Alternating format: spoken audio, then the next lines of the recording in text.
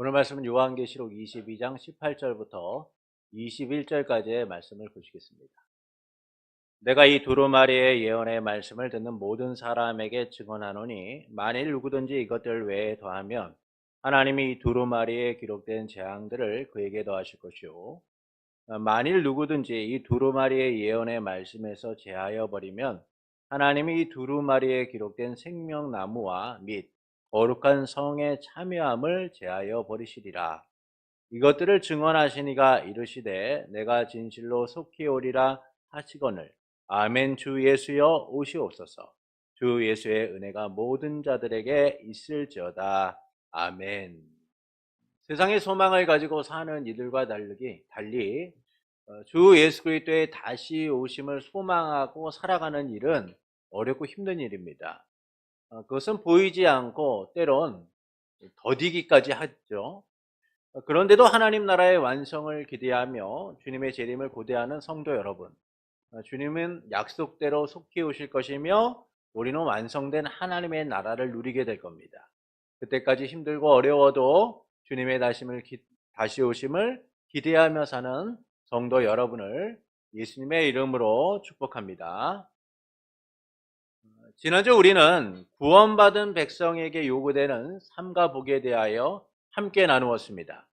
예수님께서는 속히 오실 것이며 주실 상이 있어 각 사람의 행한 대로 갚아주시겠다라고 말씀하죠. 또한 자기 두루마리를 빠는 자는 복이 있는데 이들은 생명나무로 나아가고 문을 통하여 들어갈 권세를 누리게 된다라고 하세요. 그리고 성령과 신부는 오라 하며 듣는 자도 목마른 자도 오고 원하는 자는 값없이 생명수를 받으라 라고 합니다. 이는 구원받은 하나님 백성에게 지속되는 요구되는 삶과 복에 대한 말씀이에요. 예수님께서 주실 상이 있으며 각 사람에게 행한 대로 갚아주시겠다라는 것은 구원받았기에 은혜에 반응하라 라는 겁니다.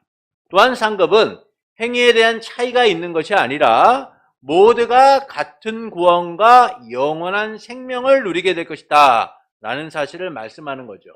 그 세상처럼 성과나 공로에 따라서 차이가 있는 것이 아니라 은혜로 같은 구원을 누리고 같은 생명을 누리며 살아가게 될 것이다 라는 겁니다.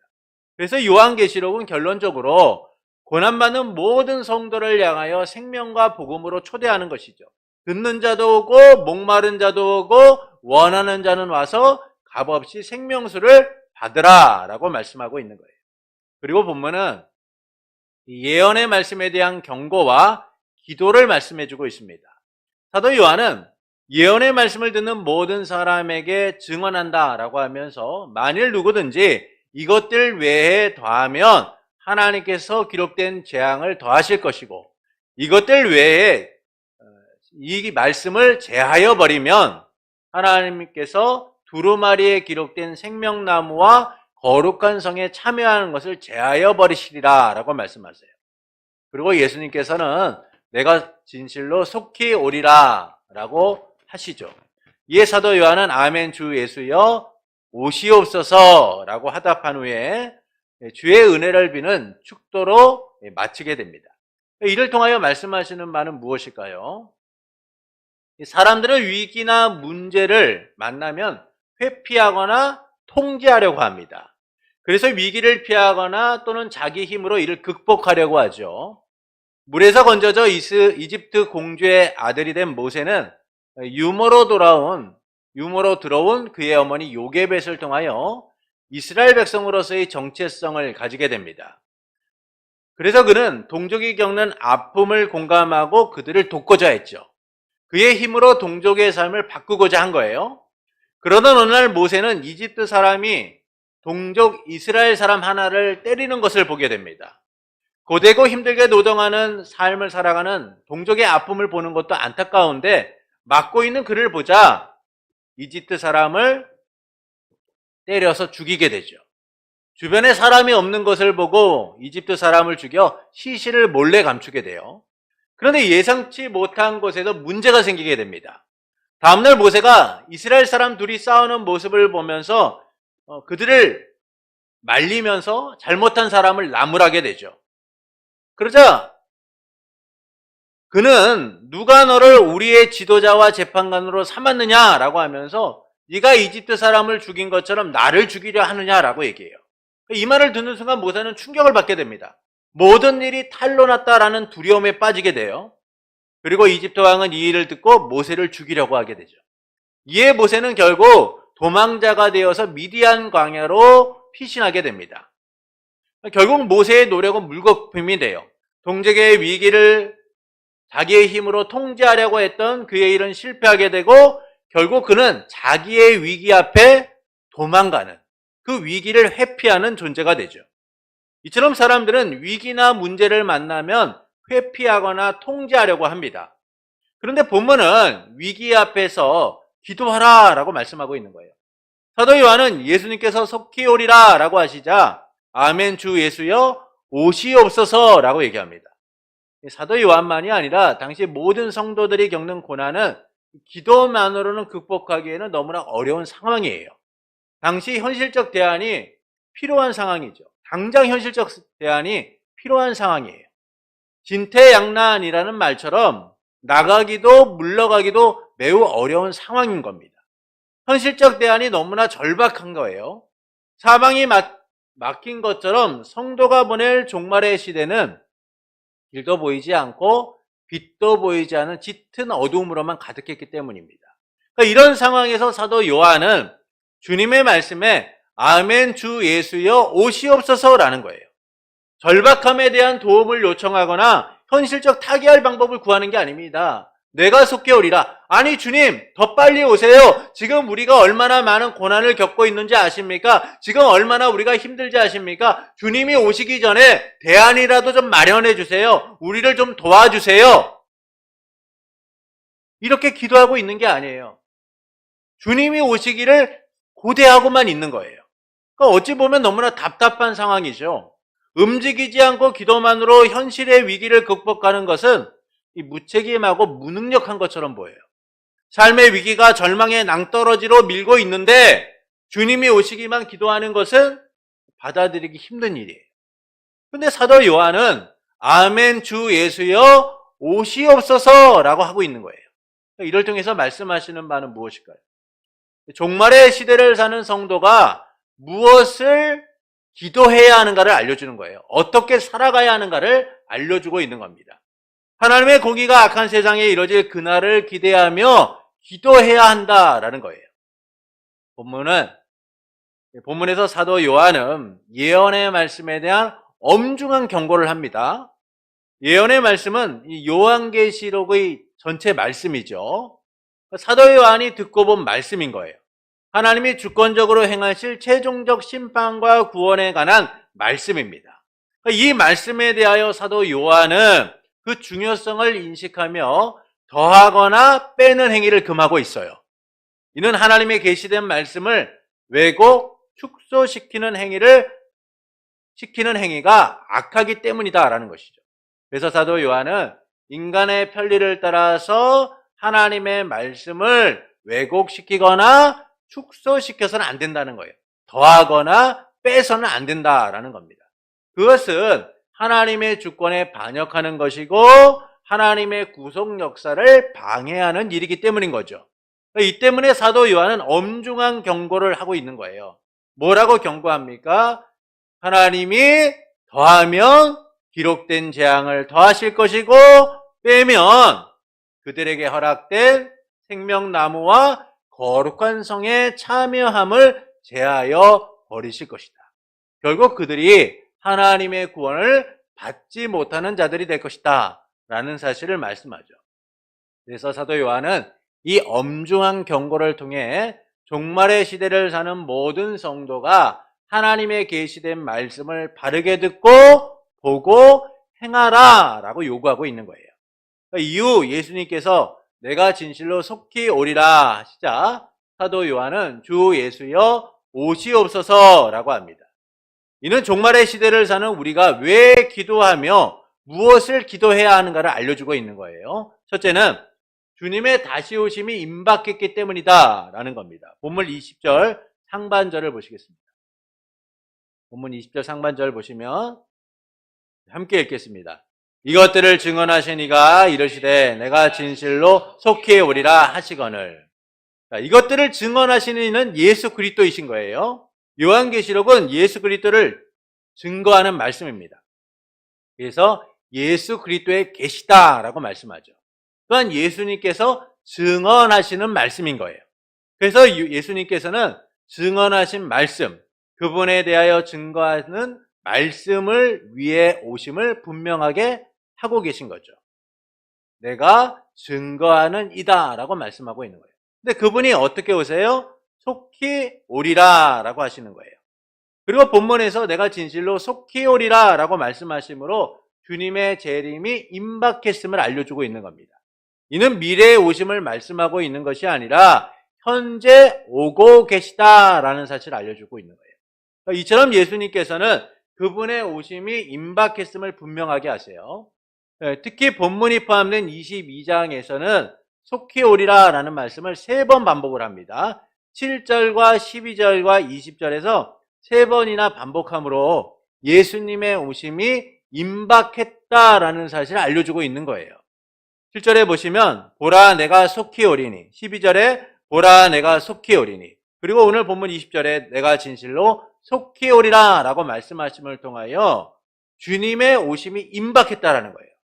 그러니까 이것은 예수님의 오심이 미래에 일어날 일이 아니라 현재 진행되고 있다라는 사실을 알려주는 겁니다.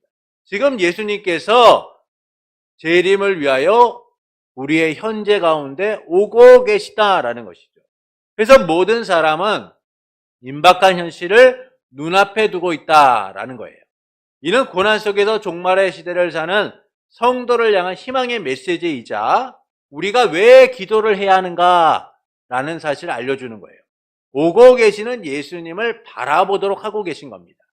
위기와 고난이 당장 눈앞에 닥쳐 삶이 무너지고 파괴되는 것처럼 보여도 지금 오고 계시는 예수님을 통하여 우리는 회복될 것이다 라는 사실을 알려주는 것이죠.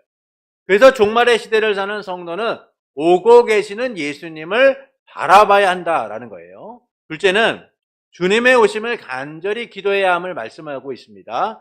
본문 20절 하반절에 보시면 아멘 주 예수여 오시옵소서라고 얘기해요. 예수님께서 진실로 속히 오리라 라고 말씀하자 사도 요한은 아멘 주 예수여 오시옵소서라고 얘기해요. 오시옵소서라는 표현은 앞으로 와달라는 게 아니에요. 지금 빨리 와달라는 겁니다. 주님의 재림이 속히 임하기를 간절하게 요청하고 있는 것이죠.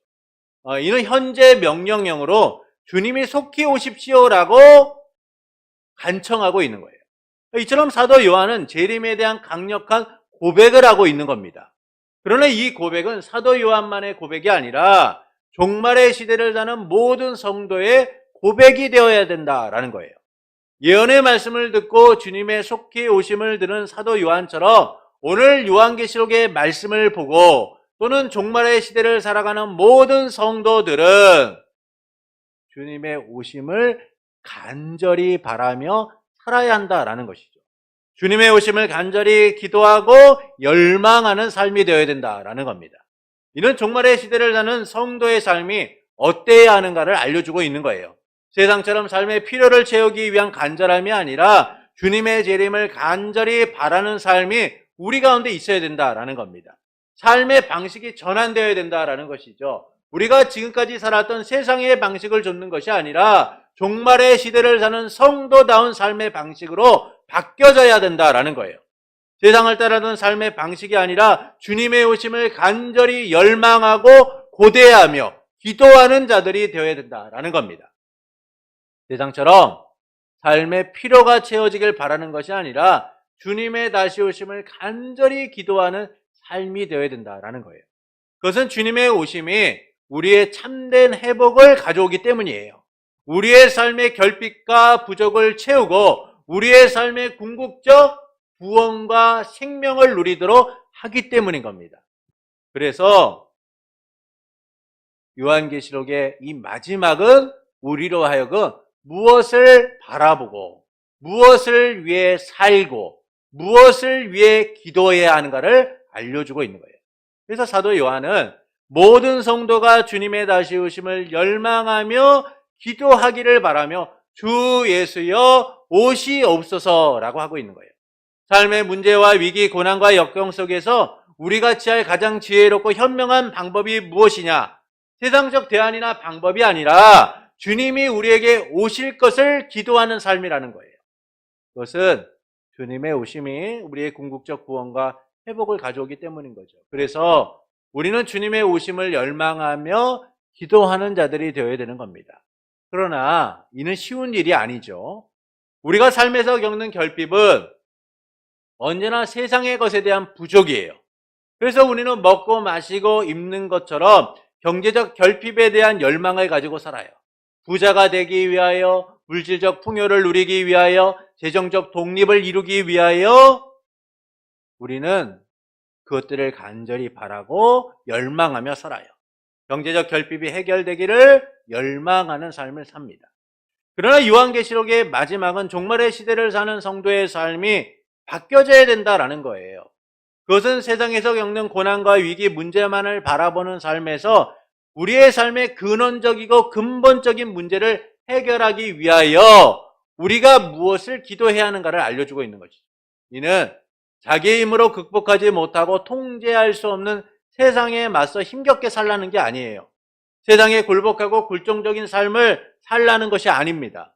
세상의 거센 바람에도 그 자리를 지키고 서 있는 뿌리 깊은 나무처럼 재림의 신앙을 가지고 믿음을 가지고 주님의 오심을 기다리는 삶이 되어야 된다라고 말씀해주고 있는 거예요.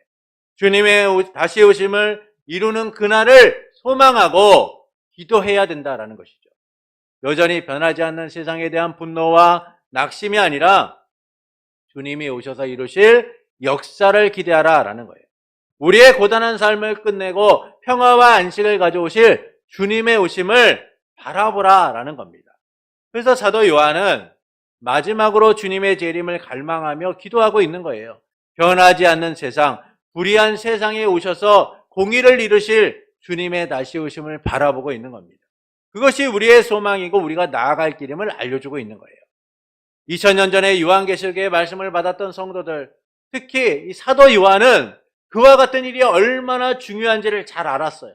그래서 그는 주님을 간절히 바라고 소망하고 있는 것이죠. 세상을 바꿀 수 있는 힘은 우리에게 있는 게 아니에요.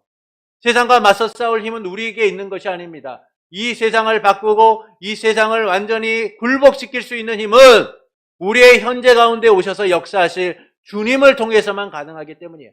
그때서야 비로소 우리는 진정한 자유와 기쁨과 생명을 누리며 살아갈 수 있기 때문인 겁니다. 그래서 때로는 우리가 세상에 고통당하고 아픔을 겪고 있지만 이것이 우리의 삶의 전부가 되지 않는 것은 주님을 통해서 우리는 이 모든 삶을 보상받고 생명나무를 얻고 거룩한 성에 참여하는 진정한 구원과 회복을 누리게 될 것이기 때문인 거죠. 그래서 사도 요한은 이 세상과 같은 삶에서 떠나서 주님의 재림을 갈망하는 성도가 되어야 된다라고 말씀하고 있는 거예요. 그것은 그날이 임박했으며 반드시 이루어질 일이기 때문인 거예요. 하나님의 주권하에 뜻하신 바가 이루어질 것이고 우리의 확정된 결말이기 때문인 겁니다. 그래서 성도는 재림의 날이 속히 오기를 기도해야 하는 거예요. 재림을 열망하며 세상의 방식에서 떠나야 하는 겁니다. 그것은 잘못된 종말론을 가지고 세상과 분리된 삶을 살라라고 말하는 게 아니에요. 삶을 중단하고 재림을 기다리는 자들이 되라라고 말씀하고 있는 것이 아닙니다. 어제 그것이 알고 싶다를 보니까 휴거를 기다리는 사람들에 대한 이야기가 나오더라고요. 92년대에 한 목사가 개척을 하면서 성도들에게 이제 종말이 다가왔다. 예수님이 오실 것이다. 그러니 휴거가 곧 임할 것이니 너희들 학교 가지 말고 직장 가지 말고 너희가 갖고 있는 모든 거 갖고 와서 그렇게 살아라. 그렇게 이야기했다는 거예요. 그래서 많은 사람들이 그곳에 모여서 기도하며 또한 주님의 종말을, 주님의 재림을 그렇게 고대하며 왔다라는 겁니다. 그리고 거의 30년이 넘었는데도 불구하고 여전히 그 영향력 가운데 있는 사람들의 이야기가 나온 거예요. 근데 안타깝게도 그들 중에는 병원조차 가지 못하고 그곳에서 있다 생명을 마친 이들이 많다라는 겁니다. 여러분, 주님이 우리에게 재림, 주님의 다시 오심을 고대하며 기도하라라고 말씀하시는 것은 우리의 삶을 내팽겨치고 우리의 삶을 중단하고 세상과 분리되고 세상과 완전히 구별되어서 저 산에나 저 아무도 없는 곳으로 가서 신앙생활하라고 말씀하시는 게 아니에요. 주님이 우리에게 말씀하시는 이 재림의 신앙은 우리의 삶 속에서 주님이 주신 부르심의 자리에서 그 사명을 감당하며 살아가라는 거예요. 빛과 소금이 되어서 우리의 선한 행실이 세상에 비춰져 믿지 않는 사람들이 하나님께 영광을 돌리는 삶이 되도록 그렇게 살아가며 주님의 재림을 기다리라는 거예요. 이것이 바로 재림의 신앙인 거예요. 그런데도 불구하고 많은 이들이요, 잘못된 재림의 신앙을 가지고 살아가요.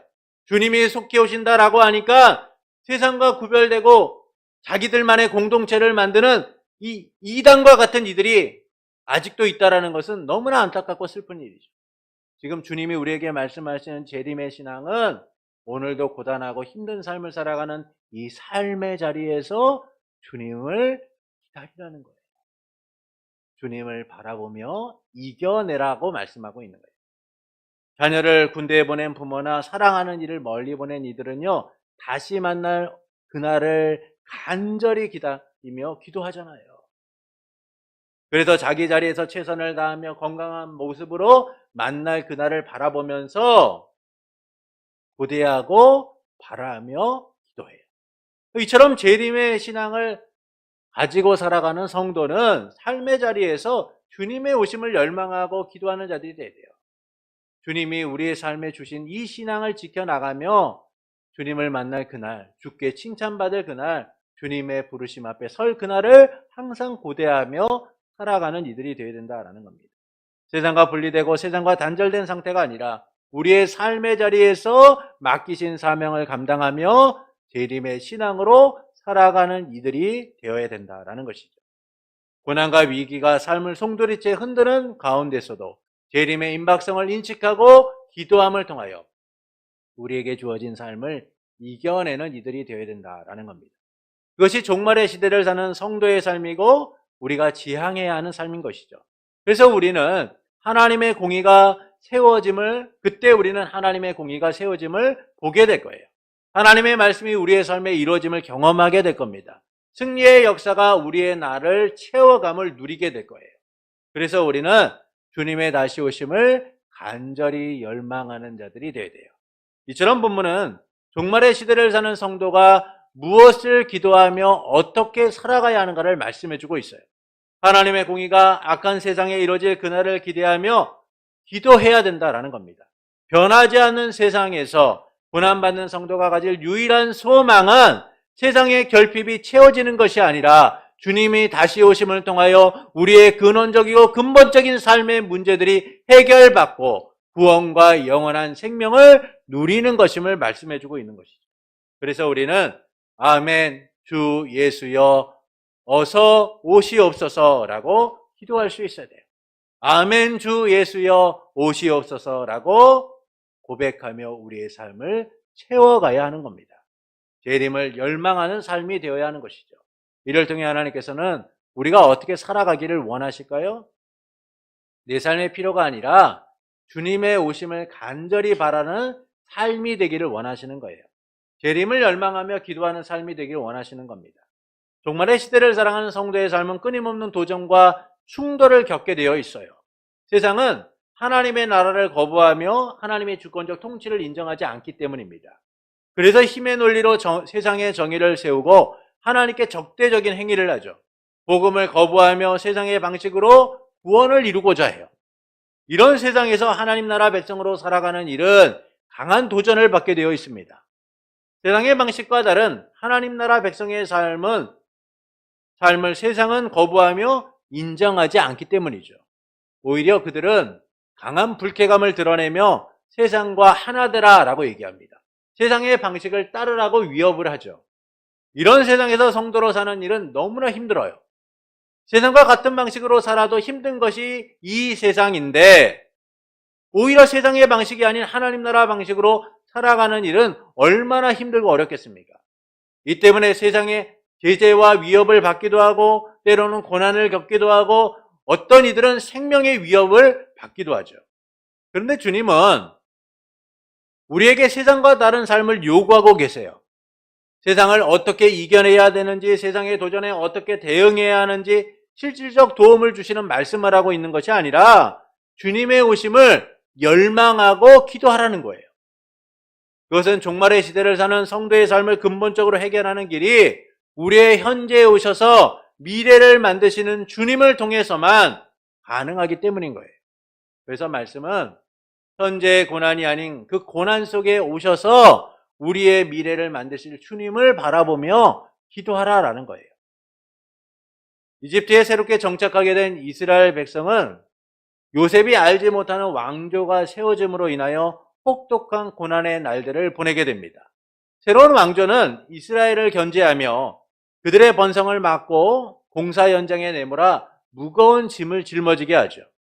그러나 이스라엘 백성은 학대를 받을수록 번성하였고 이집트 사람들은 이스라엘의 번성으로 인하여 근심하게 됩니다. 그리고 하나님께서는 이스라엘이 겪는 고통의 소리를 들으시고 아브라함과 이삭과 야곱과 맺은 언약을 기억하셔서 이스라엘 자손을 살피고 돌보시죠. 그들의 고난에 찾아오셔서 그들을 구원하세요.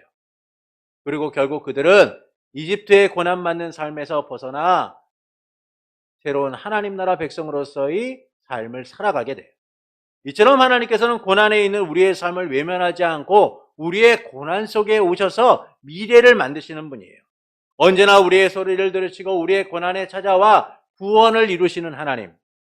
지금 그분께서 우리의 현재 가운데 오고 계시다라고 말씀해주고 있는 거예요. 고난 속에 있는 우리, 아픔과 슬픔 가운데 있는 우리, 여전히 무거운 짐을 짊어지고 힘들어하고 있는 우리의 현재 가운데 오고 있다라고 말씀하고 있는 거예요. 그래서 우리는 주님의 오심을 간절히 바라는 삶이 되어야 되는 거예요. 고난의 깊이가 깊어지고 삶의 무게가 무거울수록 소망을 가지고 주님의 오심을 열망하는 삶이 되어야 된다는 겁니다. 간절히 기도하며 세상과 다른 삶을 살아갈 수 있어야 된다는 거예요. 그러나 우리는 예수님의 다시 오심을 열망하며 기도하기보다는요, 세상의 것들을 위해서 기도할 때가 참 많아요. 그것은 현재 삶의 결핍만을 우선해 두기 때문이죠. 그래서 내 삶에 부족한 것을 바라보고 진정으로 종말의 시대를 사는 우리에게 무엇이 필요한가를 바라보지 못할 때가 많은 거예요. 예수님께서 이 베단이라는 마을에 들어가시자 마르다라는 한 여자가 나와 예수님을 영접을 합니다. 그녀는 예수님을 집으로 모셔서 대접을 하고자 하죠. 그런데 그녀의 동생인 마리아는 이 바쁜 마르다를 돕기보다는 주님의 발 앞에 앉아서 그분의 말씀을 듣고 있는 거예요. 이 모습을 본 마르다가 너무나 답답했습니다. 말할 수 없는 분노가 생겼죠. 지금 자기는 바빠가지고 열심히 음식 만들고 있고 예수님께 무엇을 대접해야 하나, 예수님께 어떻게 맛있는 음식을 드릴까를 고민하고 있는데, 그렇게 힘들게 일하고 있는데, 아니 동생이라는 것이 예수님의 발 앞에 앉아가지고 그 말씀을 듣고 있는 거예요. 이를 보니까 마르다가 너무나 답답한 겁니다. 그래서 예수님께 나아가, 주님, 내 동생이 나 혼자 일하게 하고 아무것도 하지 않고 있지 않습니까? 제발 동생에게 명령하셔서 저 좀 돕도록 해주세요 라고 이야기해요. 진짜 예수님께서 마르다에게 내가 많은 일로 염려하고 걱정하는구나. 그러나 필요한 것은 한 가지니라. 마리아는 그 좋은 쪽을 선택하였으니 그것을 빼앗기지 않을 거다라고 말씀하세요. 이처럼 현재의 부족 때문에 분주한 마르다와 달리 마리아는 당장 필요한 것이 무엇인지를 알았고 그것을 누리게 되죠. 이는 무엇이 우선되어야 하는가를 알려주는 거예요. 사실 마르다의 헌신과 열정은 너무나 대단해요. 그러나 주님께서는 진정으로 우선해야 할 것이 무엇인가를 이 마리아의 이야기를 통하여 우리에게 알려주고 계신 거예요. 이처럼 우리도 삶에 우선해야 할 것이 무엇인지를 알고 그것들을 바라볼 수 있어야 되는 거예요. 세상처럼 삶의 결핍을 우선하는 것이 지금 중요한 것처럼 느껴져요. 지금 우리의 삶에 결핍된 문제들이 당장 해결되고 그 문제들 때문에 우리가 자유함을 얻는 것, 그 문제로부터 자유함을 얻는 것이 너무나 중요한 것처럼 여겨져요. 그래서 삶의 문제를 위하여는 우리가 너무나 분주하게, 너무나 바쁘게 움직여요. 주님의 오심을 고대하지도 않은 채, 주님의 오심을 기도하지도 않은 채 그냥 내 삶의 분주함 속에 빠져 살아가는 것이죠. 내 삶에 결핍된 것을 우선해 두고 살아가는 거예요. 그러나 주님은 말씀하시는 거예요. 너희에게 필요한 것이 무엇인지 아니? 그것은 바로 내가 너희에게 지금 오고 있음을 고대하는 것이다. 기도하는 것이다 라고 말씀해 주고 있어요. 세상처럼 삶의 결핍을 우선해 두는 것이 아니라 주님의 다시 오심을 열망하고 기도하는 삶이 되어야 된다라는 거예요. 종말의 시대에 우리가 우선해야 될 삶이 무엇인지를 바르게 인식하고 살아가라라고 말씀해 주고 있어요. 그것은 우리의 삶이 주님의 주권적 역사 속에서 결정되기 때문인 겁니다. 그래서 우리는 현재에 오셔서 미래를 만드시는 주님을 통하여 주님을 바라보며 기도할 수 있어야 돼요. 그리고 그 삶을 주님께 맡길 때 주님은 우리의 삶을 보장하실 것이고 우리에게 약속하신 그 구원의 은혜를 누리도록 하실 겁니다. 그래서 우리가 어떤 형편과 처지에 있던 어떤 부족과 결핍에 놓여 있던 그것이 중요한 것이 아니라 지금 우리가 주님의 오심을 고대하고 살아가고 있느냐가 중요하다라는 거예요. 돕게 하셔서 그의 택한 백성을 구원하시고 선하게 통치하실 주님의 주권적 역사를 바라보며 우리는 주어진 날들을 살아가야 된다라는 겁니다. 그래서 우리는 세상처럼 결핍의 문제를 우선하는 것이 아니라 주님을 바라볼 수 있어야 되는 거예요. 지금 겪고 있는 이 고난과 위기만을 바라봐서는 안 됩니다. 우리의 삶의 역전을 이루실, 우리의 삶의 승리를 가져오실, 우리의 삶을 구원하실 주님이 현재 오고 계시니까요. 예수님께서는 하나님 나라 백성의 삶이 세상과 다름을 분명하게 말씀해주고 있어요. 무엇을 먹을까, 무엇을 마실까, 무엇을 입을까가 아니라 하나님께서 우리에게 채워주시는 삶을 바라보며 하나님의 나라와 그분의 의를 구하라 라고 말씀하고 계세요. 그러면 주님은 모든 것을 더하실 거라고 하시죠. 이처럼 종말의 시대를 사는 성도는 세상의 결핍된 문제를 해결하기 위하여 살아가는 것이 아니라 주님의 주권적 역사 속에서 주님이 우리의 삶을 어떻게 이끌어 가실 것인가를 바라보고 살아갈 수 있어야 된다라는 겁니다. 그리고 그 삶 속에서 우리가 바라봐야 될, 우리가 기도해야 될 것은 주님을 다시 오심을 기도하고 열망하는 삶이라는 것이죠. 하나님 나라 백성은 자기의 힘으로 삶을 통제하고 회피하는 것이 아니라 하나님의 주권적 통치를 누리고 살아가는 이들이기 때문입니다.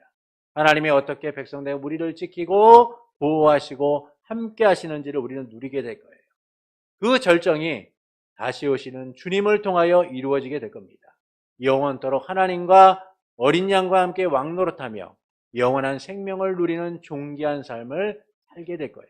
하나님의 선한 통치를 영원토록 누리게 될 겁니다. 그래서 우리는 세상과 달리 주님의 다시 오심을 간절히 열망할 수 있어야 돼요. 내 삶의 필요가 아닌 주님의 오심을 간절히 기도하는 삶이 되어야 하는 겁니다. 그것이 종말의 시대를 사는 성도가 우선해야 될 삶이고 우리가 살아가야 하는 길인 거예요. 그러므로 현재의 삶의 결핍만을 바라보기보다는 주님이 다시 오심을 통해 누릴 소망을 바라보며 기도하는 성도가 되는 것은 어떨까요? 내 삶의 간절한 열망과 기도로 주님의 다시 오심을 날마다 고백하는 성도가 되시는 것은 어떨까요? 아멘. 주 예수여 오시옵소서. 사랑하는 성도 여러분, 사도 요한은 예언의 말씀을 왜곡 축소시키는 것에 대하여 엄중히 경고합니다. 이후 예수님께서 속히 오리라고 하시자 아멘 주 예수여 오시옵소서라고 하죠. 이는 종말의 시대를 사는 성도가 무엇을 기도해야 하는가를 알려줘요. 어떻게 살아가야 하는가를 알려주고 있는 겁니다. 이에 대해 말씀은 우리가 왜 기도해야 되고 무엇을 기도해야 하는가를 알려줘요. 첫째는 주님이 다시 오심이 임박했기 때문이다라는 겁니다. 주님이 다시 오심이 미래에 일어날 일이 아니라 현재 진행되고 있는 일이다라는 것을 알려주고 있어요. 그래서 종말의 시대를 사는 성도는 오고 계시는 예수님을 바라볼 수 있어야 된다라는 거예요. 둘째는 주님의 오심을 간절히 갈망하고 기도해야 된다라는 겁니다. 예수님이 속히 오실 것을 말씀하자 사도 요한은 아멘 주 예수여 오시옵소서라고 합니다.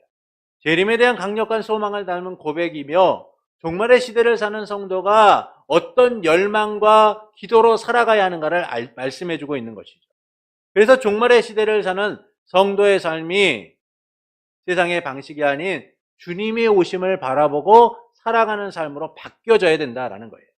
이처럼 본문은 종말의 시대를 사는 성도가 무엇을 기도하며 어떻게 살아가야 하는가를 말씀해주고 있어요. 이를 통해 하나님께서는 우리가 어떻게 살기를 원하실까요? 내 삶의 필요가 아니라 주님의 오심을 간절히 기도하는 삶이 되기를 원하시는 거예요. 재림을 열망하고 기도하는 삶이 되기를 원하시는 겁니다. 그러나 우리는 예수님의 다시 오심을 열망하며 기도하기보다는 이 세상의 것들만을 위해 기도할 때가 많아요. 그것은 현재의 삶의 결핍만을 우선해 두기 때문입니다. 그래서 우리는 세상과 다를 바 없이 염려와 걱정의 문제만이 해결되기를 기도하며 살아가죠. 내 삶의 결핍과 부족만이 채워지기를 원하며 살아가요. 그러나 우리가 우선해야 될 삶은 염려와 걱정으로 가득한 삶의 결핍과 문제가 아니라 우리의 현재에 오셔서 미래를 만드실 주님을 바라보고 기도할 수 있어야 돼요. 그때 우리의 날을 확정하시는 주님이 오셔서 우리의 구원을 이루실 것입니다. 그러므로 우리가 지금 열망하고 기도해야 하는 것은 다시 오실 주님을 바라보고 기도하는 것이죠. 이 삶이 당장 시큼한 내 삶의 문제를 해결하지 못하고 현재의 문제가 그대로 남은 것처럼 보여도 우리의 삶의 근원적이고 근본적인 문제로부터 자유하도록 만들 거예요. 우리의 삶의 역정과 승리와 구원을 이루는 주님의 놀라운 역사를 경험하도록 만들 겁니다. 이를 위해 지금 주님이 오고 계십니다. 그래서 우리는 고난과 위기로 점천된 삶에서 주님이 다시 오심을 열망하고 기도해야 해요.